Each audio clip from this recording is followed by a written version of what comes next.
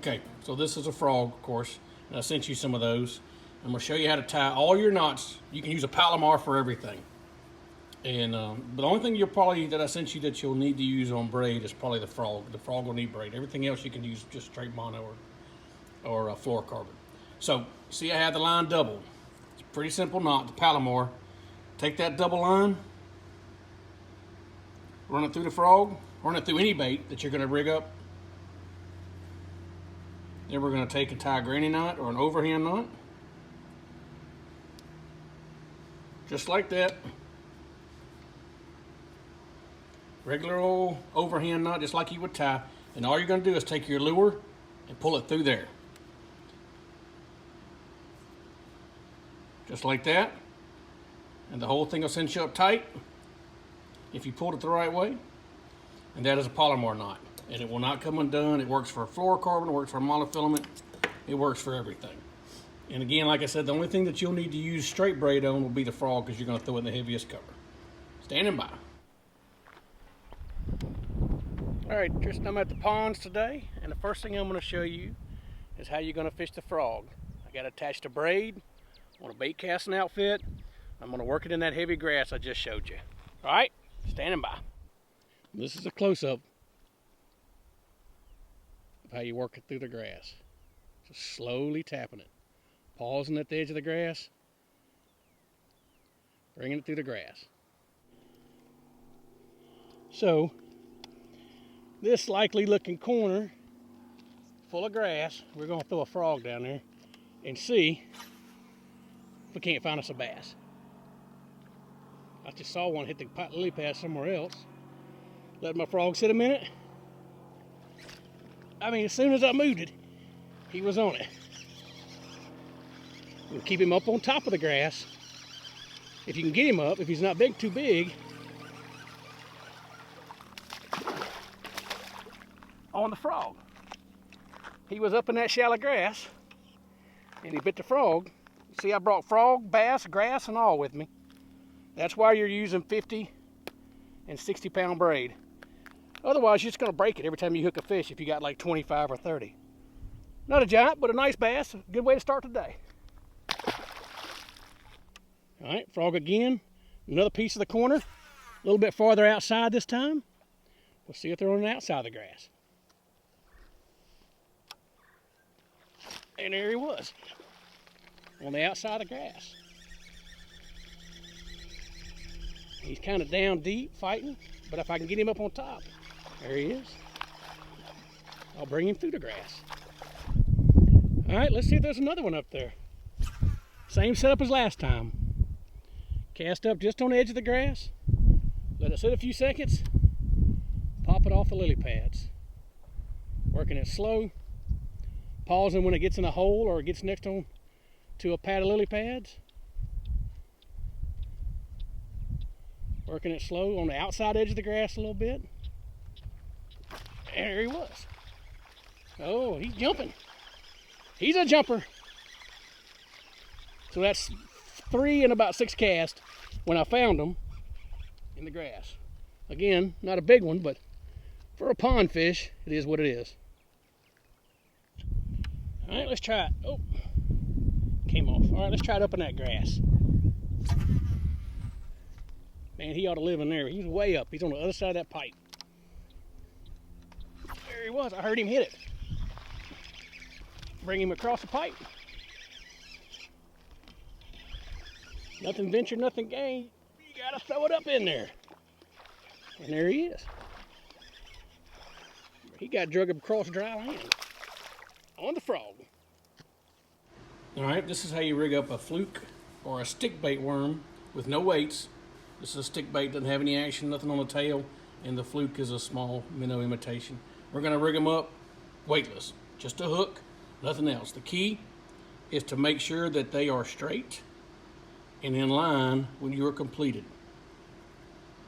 Okay, slide it down, slide it over the eye of the hook. It looks straight. You're going to want to set it like this. There's a little gap in the middle of this one.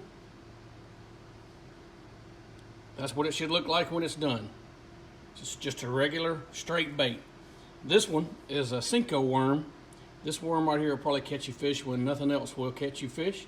To do nothing is very simple. I'm going to show you how to rig it up. Same way. Slide it down maybe 1/2 inch. Slide it down the shaft of the hook. Set it up so it looks correct. Slide it in there like that. Phrasing boom. And that's what you want. You want it to look straight. You're going to throw these out there and let them sink and work them back incredibly slow. All right. This is the weightless Senko. It's just a worm. There's some straight worms.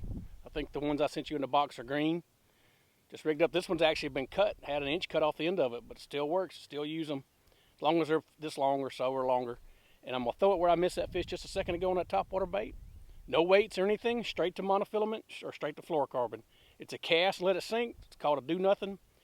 And you wait for them to bite it, and they really bite it when they're biting slow. All right, we're going to throw the weightless Senko back out here again and see if we can't pick one up. Just cast it out a little ways and let it sit. We're going to give it 10 seconds. 7, 8, 9. That's about it. There he is. He ate it. He ate it while it was sitting there. Ate it while it was sinking slow. So, let's see. He's no monster, for what it's worth, but he ate the weightless Senko. Fish number 1 on the weightless Senko. The weightless Senko is probably one of your best go-to baits. Little tap. Yeah, I lost that one. There he's got it again. There he is. Oh, that's a really good fish this time. Oh my goodness, he's bigger than the other one. What the hell? Try not to lose this one. Maybe too late. See if I can get him in. Come on, fish. Come on, fish. Oh, he's really good. 4 or 5 pounds probably. Yeah, I mean, of course, I'm on a really good private pond, but that's a 4-pound fish on the weightless Senko that I showed you. That fish will go all day long, 3.5, 4 pounds. And he swallowed. He absolutely engulfed. He hammered that weightless Senko. So I'm going to pull it out and I'm going to set him free. The weightless Senko will catch you fish when nothing else will. All right, let's set him free. Go back to catch him again.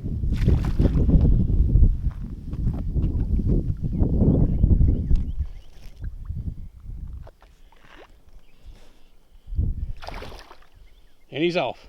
There he goes. Got a bunch of lily pads in his mouth. The weightless Senko. All right, we're gonna do the Palomar knot again, just so we got it down pat. See my double line?